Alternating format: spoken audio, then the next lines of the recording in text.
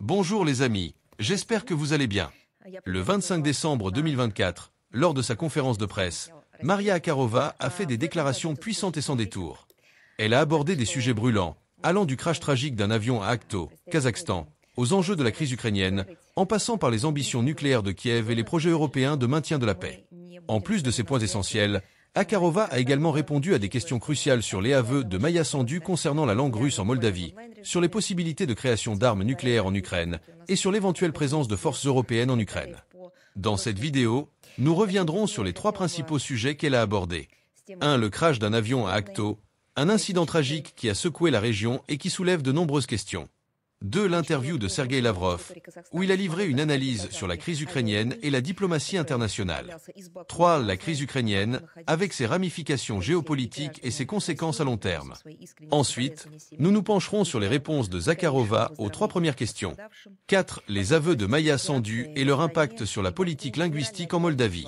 5. Les possibilités de création d'armes nucléaires en Ukraine, un sujet particulièrement préoccupant dans le contexte actuel. 6. Les perspectives de déploiement de forces européennes de maintien de la paix en Ukraine et les implications de telles initiatives. Restez avec nous pour découvrir des extraits choisis de cette conférence, où chaque mot résonne comme une alerte ou une mise en garde. Comprendre ce qui se joue aujourd'hui dans ces domaines cruciaux est plus essentiel que jamais. Merci d'aimer la vidéo et de la partager autour de vous. Nous vous rappelons que vous pouvez rejoindre le club des membres de notre chaîne pour nous soutenir, tout en bénéficiant des avantages exclusifs. Cliquez sur le bouton « Rejoindre » en bas de la vidéo. Merci beaucoup. Sur le crash de l'avion à Akhto, Kazakhstan. C'est avec une grande tristesse que nous avons appris la nouvelle du crash d'un avion des lignes aériennes azerbaïdjanaises sur le territoire de la République du Kazakhstan. L'avion effectuait un vol entre Bakou et Grozny. Selon les informations préliminaires, des citoyens russes se trouvaient également à bord. Nous adressons nos sincères condoléances aux familles des victimes et souhaitons un prompt rétablissement aux blessés. L'ambassade de la Fédération de Russie au Kazakhstan et le consulat général de la Fédération de Russie à Ouralsk sont en contact étroit avec les autorités compétentes de la République. Nos diplomates ont été dépêchés à Akhto, notamment pour vérifier les informations et organiser l'aide aux compatriotes survivants.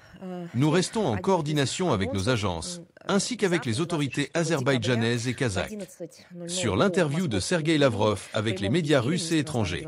Le 26 décembre, à 11 h, heure de Moscou, le ministre des Affaires étrangères de la Fédération de Russie, Sergueï Lavrov, répondra en direct aux questions des médias russes et étrangers concernant les problématiques de politique étrangère actuelle et les sujets internationaux à l'ordre du jour.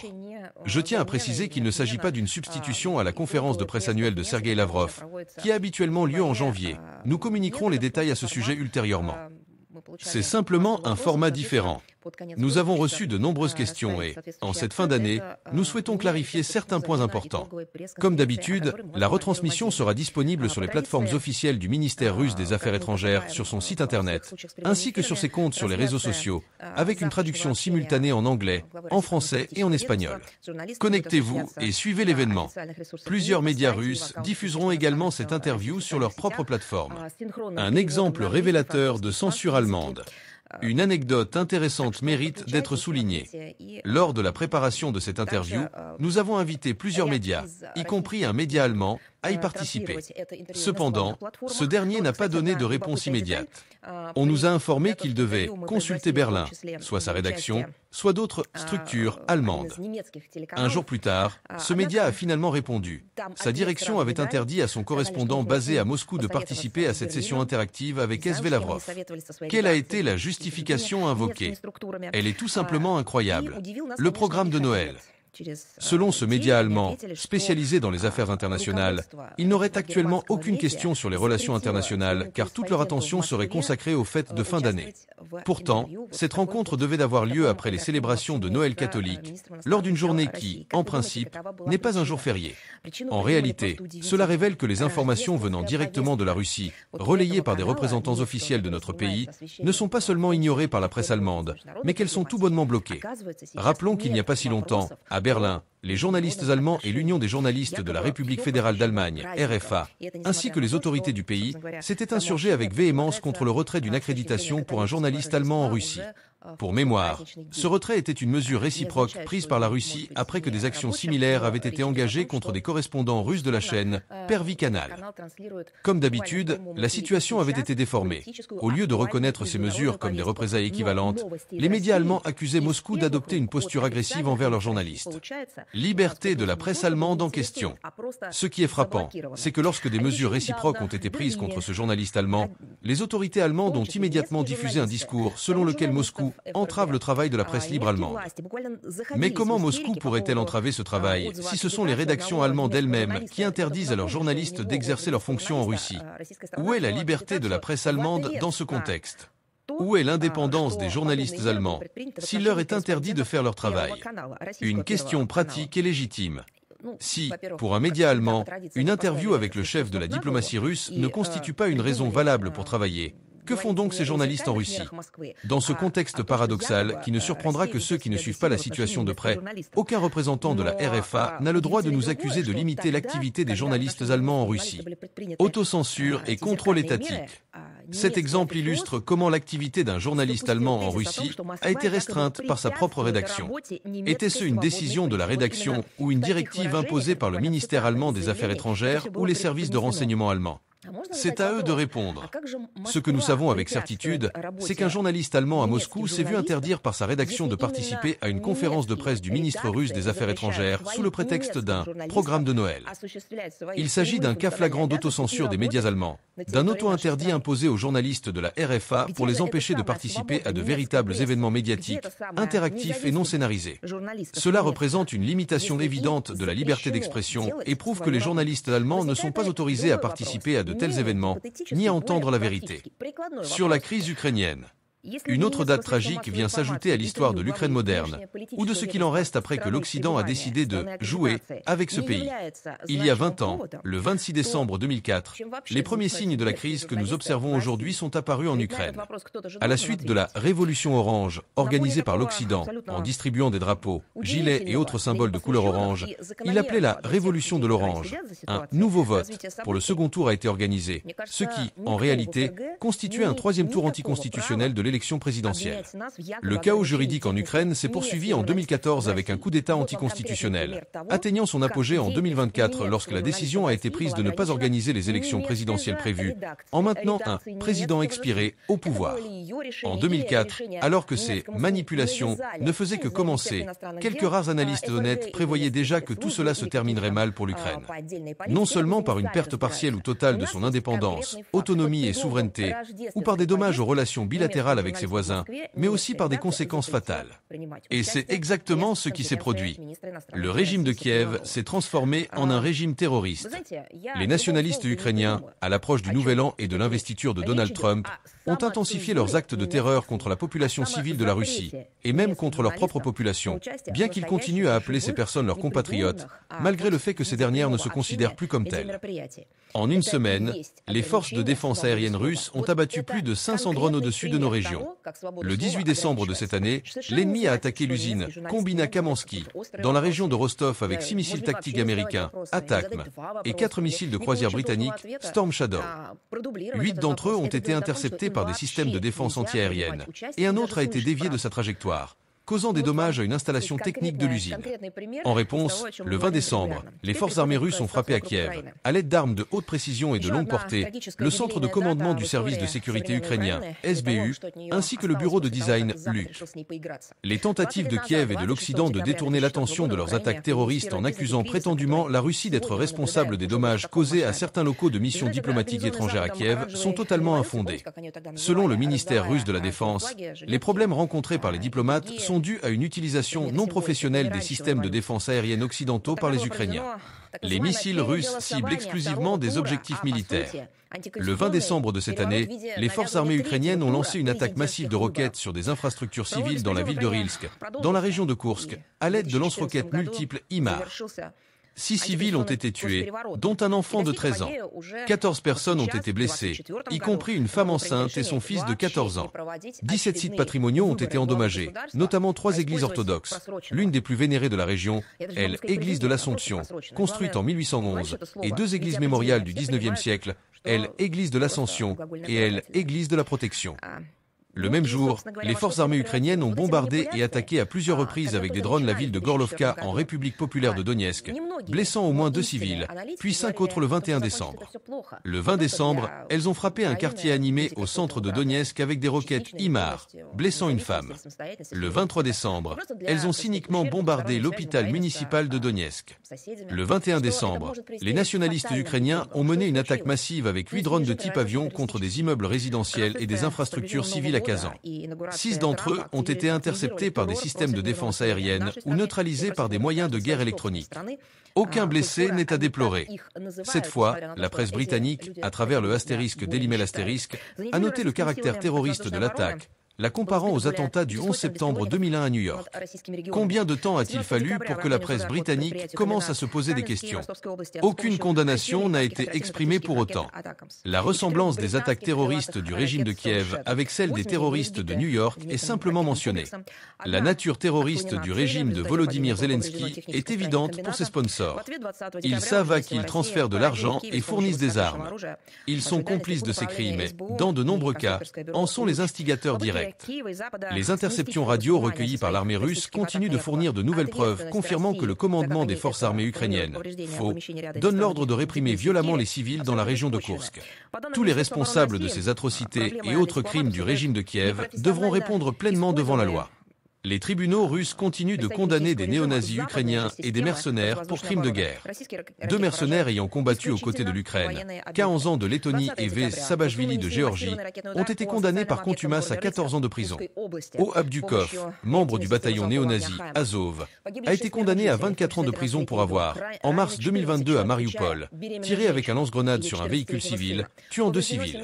3 autres membres du bataillon Azov, Lavrenko, Deklouzhenko et Defedirko, ont été condamnés chacun à 24 ans et demi de prison pour avoir, le 13 mars 2022, bombardé avec des obus explosifs le village d'Agrobaza en République populaire de Donetsk, RPD.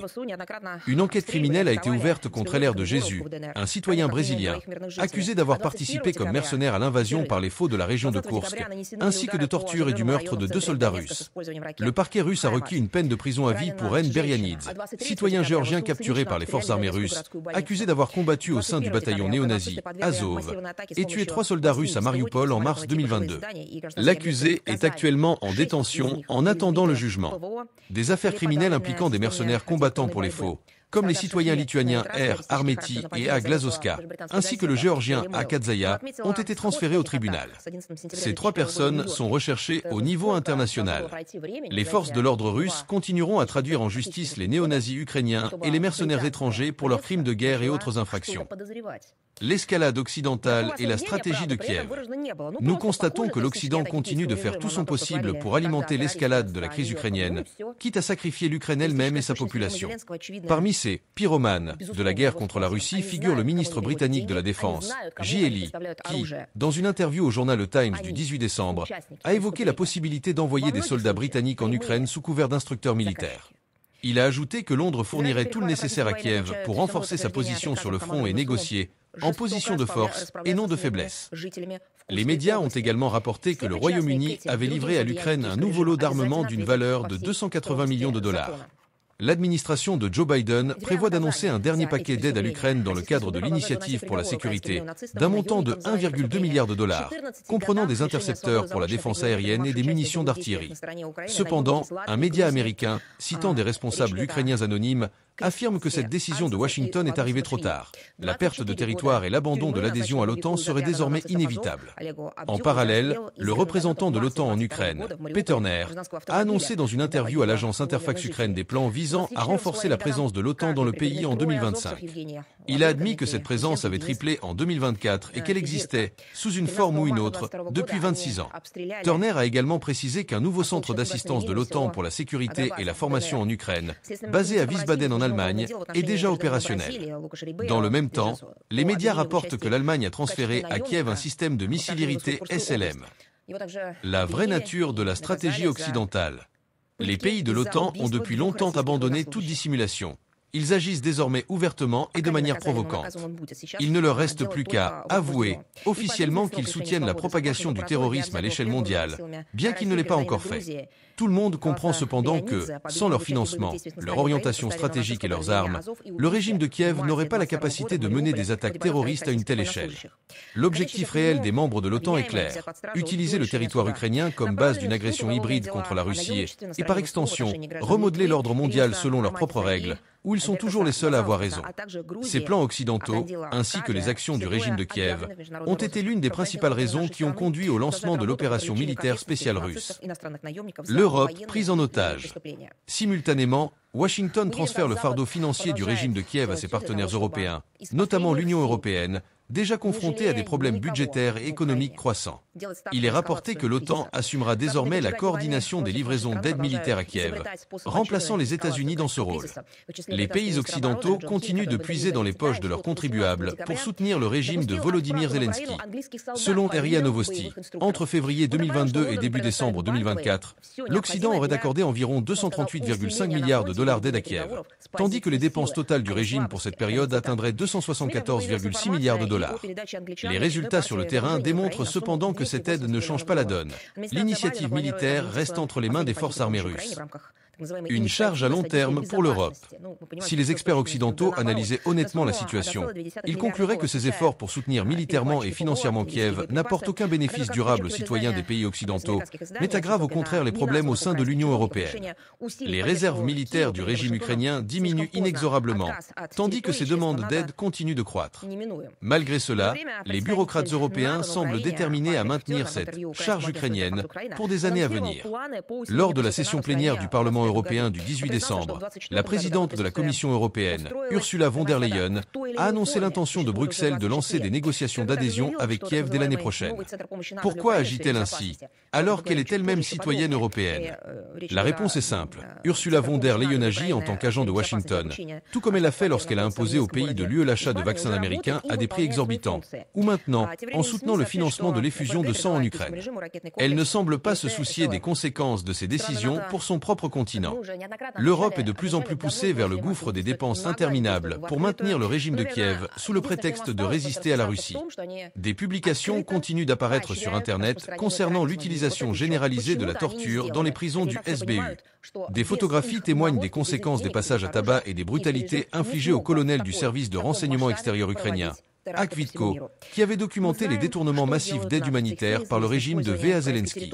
Selon les informations, après avoir obtenu les aveux nécessaires, y compris par le biais de tortures consistant à mettre un sac sur la tête, l'arrestation a été suivie d'une accusation fabriquée de trahison et de vente à la Russie des plans de Kiev concernant la création d'une bombe sale ukrainienne. Il semble que par cette méthode, la Gestapo de Kiev ait tenté de dissimuler un scandale qui n'est plus un secret depuis longtemps, la corruption à grande échelle au cœur du gouvernement de Bankova. Où sont toutes les organisations de défense des droits de l'homme? Où est Human Rights Watch?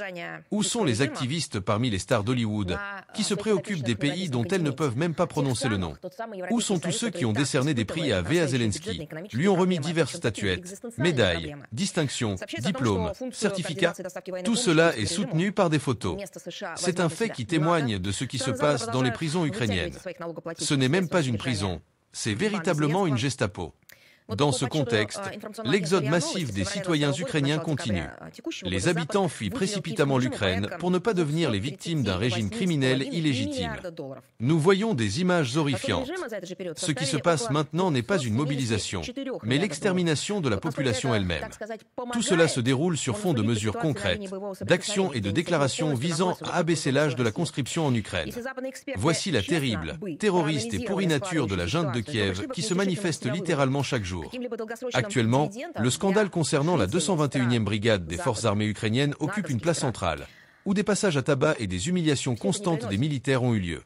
Il y a constamment des nouvelles sur des schémas corrompus, d'envergure internationale, qui étaient appliqués entre Washington et Kiev concernant les livraisons d'aide humanitaire, d'armement et de matériel logistique.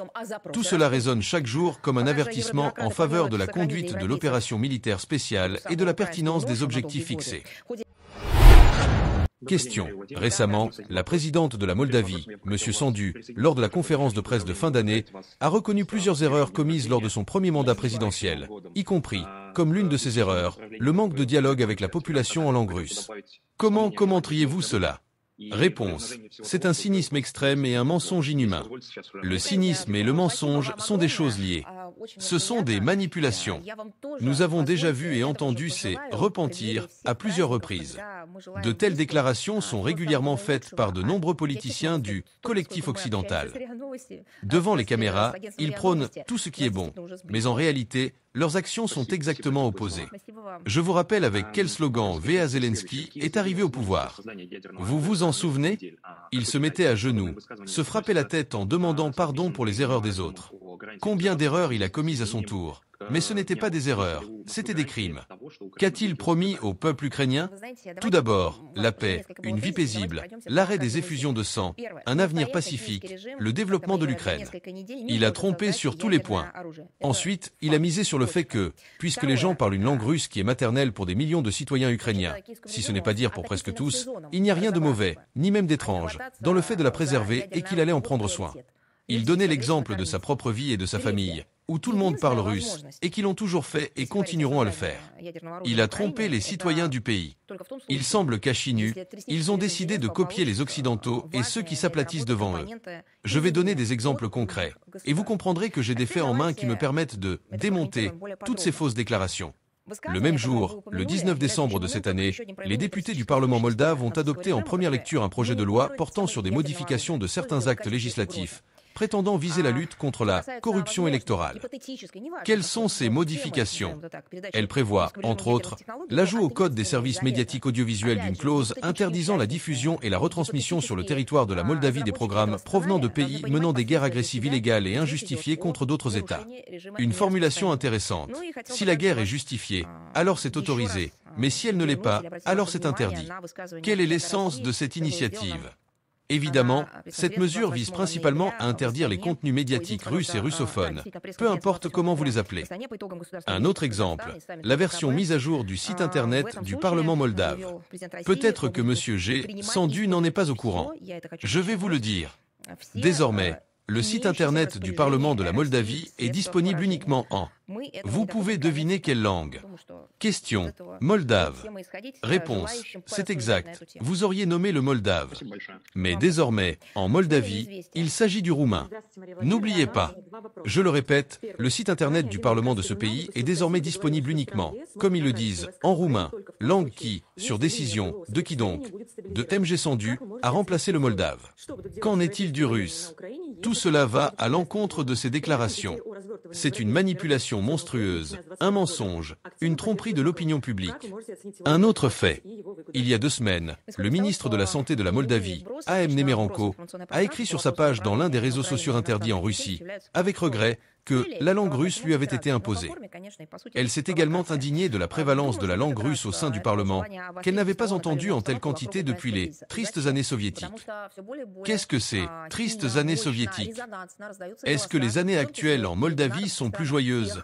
Je voudrais rappeler que 80% des Moldaves maîtrisent la langue russe, dans une certaine mesure, et l'utilisent dans la vie quotidienne. En Moldavie, l'attaque contre les principes de liberté et de démocratie se poursuit. C'est là où la tristesse devrait se trouver, ainsi que la pression sur l'opposition. Ce n'est pas non plus réjouissant. À l'ordre du jour du Parlement du pays figurent des initiatives législatives visant à compliquer la procédure d'enregistrement des partis politiques. Si elles sont adoptées, cela ne pourra se faire qu'avec l'accord des structures de poche, la Cour constitutionnelle de Moldavie, le ministère de la Justice et le service de renseignement et de sécurité du pays. C'est drôle. Par rapport à ce qu'ils appellent les tristes années soviétiques, cela mérite de pleurer. Les sentiments révisionnistes sont activement exacerbés. Et le 17 décembre de cette année, les autorités moldaves ont une nouvelle fois voté contre la résolution de l'Assemblée générale des Nations unies sur la lutte contre l'héroïsation du nazisme. Pourquoi cette décision? Est-ce la position fondamentale de l'État? Non, bien sûr. C'est la superstructure que M.G. Sandu et son régime ont intégrée en Moldavie. Prendre des décisions? Personne dans le pays ne sait même ce que MG Sandu fait. Je rappelle que ce document a été soutenu par un grand nombre de pays. 119 États l'ont soutenu. Pourquoi? C'est très intéressant. Le ministre des Affaires étrangères, Emi Papua, a déclaré pourquoi ils ont voté contre, que ceux qui promeuvent cette résolution tuent quotidiennement des enfants, des mères et des innocents. 119 pays ont voté pour. À Chinu, il croit sérieusement que tous les États tuent des femmes et des enfants, ceux qui ont voté en faveur de la résolution? Et comment cela peut-il être lié à quoi que ce soit? C'est une abomination complète. On pourrait poser la question, et pour d'autres résolutions, le ministre des Affaires étrangères de Moldavie, lorsqu'il se solidarise avec un vote, fait-il une sélection pour savoir quelle position chaque pays soutient? Avec qui la Moldavie vote? Est-ce qu'il s'agit d'un État agressif? Tue-t-il quelqu'un? Etc. Est-ce que cela se fait? Non, bien sûr. Parce que cette résolution en particulier gêne, elle stipule qu'il est interdit de démanteler des monuments aux héros, qu'il est interdit d'y substituer des monuments aux nazis, que la supériorité raciale est une idéologie interdite, que la xénophobie est mauvaise, que la ségrégation raciale est inacceptable, etc. Voilà ce que les Occidentaux, y compris en Moldavie, ne veulent pas. C'est pourquoi les autorités de Chinu votent contre ce document. En même temps, sur le territoire même de la Moldavie, sous la supervision directe des autorités, des monuments aux héros roumains sont régulièrement inaugurés, des héros roumains, que les activistes pro-roumains qualifient de complices des nazis, qui ont effectivement tué des femmes et des enfants, et qui ont été condamnés à Nuremberg pour leurs crimes. L'escalade artificielle de la russophobie en Moldavie montre que le régime antipopulaire de MG Sandu est tout simplement incapable de proposer quoi que ce soit à sa société, à part le mythe éculé de la menace russe. C'est pourquoi il répète le mantra de la mauvaise Russie, tout en prenant des décisions totalement contraires aux intérêts du peuple moldave. Ce n'est qu'aucunement un repentir. C'est du théâtre et du mensonge. Disons simplement que, si elle avait plus communiqué en russe, ou si elle le faisait maintenant, comment pourrait-elle en parallèle adopter des lois limitant, par exemple, les émissions en langue russe? Cela signifierait qu'elle se supprimerait elle-même de l'antenne? Voilà pourquoi tout cela est un mensonge et une tromperie. Ce n'est ni du repentir, ni des reconnaissances d'erreur. Question. Kiev a déclaré qu'il serait possible de créer des armes nucléaires en quelques semaines. Comment jugez-vous de telles déclarations, en rapport avec le mémorandum de garantie de sécurité signé par l'Ukraine lors de son adhésion au traité de non-prolifération des armes nucléaires? Moscou a-t-il des garanties que l'Ukraine respectera cet engagement? Réponse. Vous avez abordé plusieurs points. Permettez-moi de passer en revue chacun d'eux. Premièrement, le régime de Kiev, comme il l'appelle, ne peut pas créer d'armes nucléaires en quelques semaines de manière autonome. C'est un fait. Deuxièmement, en réalité, le régime de Kiev devrait d'abord se concentrer sur la gestion de la saison de chauffage, plutôt que de se lancer dans la production d'armes nucléaires. C'est cela la priorité, chauffer et nourrir les gens. Troisièmement, en ce qui concerne la création d'armes nucléaires en Ukraine, la seule façon de réaliser cela serait si le régime terroriste de V.A. Zelensky obtenait des composants nécessaires de l'extérieur, d'autres pays. Passons maintenant à un commentaire plus détaillé. Les déclarations que vous mentionnez ne sont rien d'autre qu'une nouvelle manifestation de la nature terroriste du régime nazi, qui manipule la question des armes nucléaires en l'utilisant comme une menace. Quant à l'hypothétique scénario de transfert de technologie nucléaire au régime de Kiev, ceux qui seraient responsables de cela, les participants ou les concepteurs de ce scénario, devraient bien comprendre les conséquences pour eux-mêmes, car il s'agit d'une violation du régime de non-prolifération. Je voudrais également attirer à nouveau votre attention sur une déclaration du président russe V.V. Poutine lors de la conférence de presse du 28 novembre de cette année à Astana, à l'issue de la visite d'État au Kazakhstan et du sommet de l'Organisation du traité de sécurité collective, OTSC. Dans ce cas, nous prendrons et utiliserons tout, je tiens à le souligner, vraiment, les moyens de destruction à la disposition de la Russie. Nous ne permettrons pas cela. Je pense qu'il est important que toute personne souhaitant discuter de ce sujet prenne cela en compte. Question. Un magazine américain a récemment publié un article affirmant que les pays de l'UE pourraient envoyer leurs troupes en Ukraine uniquement si la ligne de contact des combats est stabilisée. Comment évaluez-vous cette condition? Que feront les militaires européens en Ukraine si la situation est déjà stabilisée? Par ailleurs, l'idée du déploiement de forces de maintien de la paix européenne en Ukraine à partir de 2025 est activement soutenue par le président français Macron. Comment évaluez-vous son rôle dans ce processus et ses intérêts à cela? Réponse. Partons du principe que toute information concernant le déploiement de contingents étrangers en Ukraine est provocatrice. Ces objectifs peuvent être variés, mais formellement et substantiellement, il s'agit d'une provocation. Je pense qu'une fois de plus, l'objectif est d'aggraver une situation déjà très tendue autour de la crise ukrainienne. Pourquoi? Parce que de plus en plus de voix, y compris dans les pays de l'OTAN, commencent à plaider pour la paix, pour une résolution politique et diplomatique, pour des négociations. Il semble que le camp occidental de la guerre ait besoin de contrer ces discours et propositions. Il cherche donc à manipuler l'opinion publique en introduisant de tels sujets. Je voudrais rappeler qu'une participation de forces de maintien de la paix dans n'importe quel conflit suppose l'accord de toutes les parties impliquées, ainsi qu'une résolution correspondante du Conseil de sécurité de l'ONU. À ce jour, ni l'un ni l'autre n'existe, et même pas de discussion à ce sujet. Nous ne voyons aucune initiative de la part du régime de Kiev visant à chercher une solution pacifique à la situation. Au contraire, c'est exactement le contraire. La question précédente portait sur la supposée création par le régime de Kiev d'armes nucléaires en un temps très court, si cela leur venait à l'esprit, et d'autres gestes agressifs. Je ne commenterai même pas les insultes quotidiennes venant de V.A. Zelensky. Cet homme est dans un état d'absolue inadéquation. Je pense que les spécialistes de la physiognomonie, je dirais de la physiologie, de V.A. Zelensky comprennent aussi cela. Il n'y a aucune action du régime de Kiev pour chercher des voies de négociation. L'objectif principal de V.A. Zelensky et de sa bande est d'obtenir des armes, de l'argent et de la technologie militaire des États-Unis et de leurs alliés. Le but est de continuer les combats. Ils ne cachent même pas cela. Rappelons que l'interdiction n'a pas été levée et aucune initiative en faveur de négociation de paix n'a eu lieu. Je parle de l'auto-interdiction du régime de Kiev, qui a été adoptée sous la pression des États-Unis. Au passage, la chef de la diplomatie européenne, Kakala, a repris l'estafette anti-russe de J. Borrell. Elle est convaincue qu'il est prématuré de parler de paix en Ukraine. Selon elle, toute tentative de promouvoir des négociations rapides serait une mauvaise affaire pour l'Ukraine. Il considère que pour l'Ukraine, une solution pacifique est une mauvaise affaire. Nous avons déjà compris cela, c'est un désir obsessionnel de l'Occident de mener la guerre en Ukraine jusqu'au dernier Ukrainien. Kakala lie également l'absence de mouvement vers un processus de négociation à la réticence de l'Union européenne à discuter de la question des forces de maintien de la paix. Il est important de noter que la question du déploiement hypothétique de forces militaires étrangères en Ukraine relève aussi de l'agenda politique intérieur de plusieurs pays occidentaux. La France n'est certainement pas une exception à cela. Malheureusement, la politique étrangère de Paris ces dernières années pourrait être formulée ainsi, partout et nulle part, de tout et de rien. Des déclarations chaotiques, des thèses contradictoires. Pourquoi cela se fait-il? Probablement pour détourner l'attention des problèmes socio-économiques internes. Il pourrait également y avoir un désir de s'affirmer comme une grande puissance mondiale en l'absence de réalisations concrètes. Le statut doit être soutenu d'une manière ou d'une autre. Mais comment? En tant que membre permanent du Conseil de sécurité de l'ONU, la France s'est totalement solidarisée avec la position de Washington. Où est l'initiative? Ainsi, en inventant de telles formulations, on semble proposer des initiatives. Mais cela ne se traduit pas par des actions concrètes. Les propos de Zakharova, à la fois critiques et stratégiques, révèlent des dynamiques essentielles de leadership et de communication qui peuvent inspirer des leçons précieuses pour atteindre l'excellence dans nos vies personnelles et professionnelles. Voici les enseignements clés. 1. Analyser avant d'agir. Zakharova insiste sur l'importance de s'appuyer sur des faits solides avant de réagir, notamment lorsqu'elle dénonce des provocations ou des positions contradictoires. Cela nous rappelle qu'il est primordial de prendre le temps d'analyser toute situation avant de prendre une décision, que ce soit dans notre carrière ou nos relations personnelles. 2. L'art de la communication stratégique. Son ton incisif et ses réponses directes montrent à quel point la maîtrise des mots peut influencer un débat. Dans nos vies, apprendre à structurer nos messages, à adapter notre discours à notre public et à anticiper les objections est une compétence essentielle pour convaincre et avancer. 3. Cohérence entre parole et action.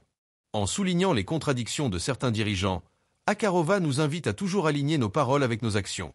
La crédibilité et la confiance que nous inspirons, que ce soit dans nos projets professionnels ou personnels, reposent sur cette cohérence. 4. Rester centré sur ses priorités. Elle rappelle que certains gouvernements s'égarent dans des initiatives secondaires au lieu de répondre aux besoins urgents de leur population. Cela nous enseigne l'importance de toujours garder nos priorités en tête et de ne pas nous disperser, surtout face à des défis majeurs. 5. Se préparer aux défis futurs. L'évocation des ambitions nucléaires ukrainiennes et du rôle des forces européennes montre l'importance d'anticiper et de planifier face à des scénarios potentiellement critiques. Dans nos vies, cela nous rappelle de toujours envisager plusieurs étapes à l'avance, pour mieux gérer les imprévus. 6. Valoriser les compétences relationnelles. Zakharova critique les positions de certains acteurs internationaux, mais elle le fait tout en maintenant une posture d'autorité et de diplomatie. Cela nous enseigne l'équilibre délicat entre fermeté et tact dans nos interactions avec les autres, que ce soit au travail ou dans la vie personnelle. 7. Faire preuve de persévérance dans la recherche de solutions. Elle souligne l'absence d'initiative de paix venant du gouvernement ukrainien et appelle à un dialogue. Cela nous rappelle qu'il faut parfois insister et persévérer pour résoudre des conflits, même lorsque les autres parties semblent réfractaires. 08. Le courage de dénoncer l'injustice. Elle n'hésite pas à dénoncer ce qu'elle perçoit comme des manipulations ou des comportements contraires aux intérêts de la paix. Cela nous enseigne l'importance de rester fidèle à nos valeurs et de défendre ce qui est juste, même lorsque cela implique de s'opposer à la majorité.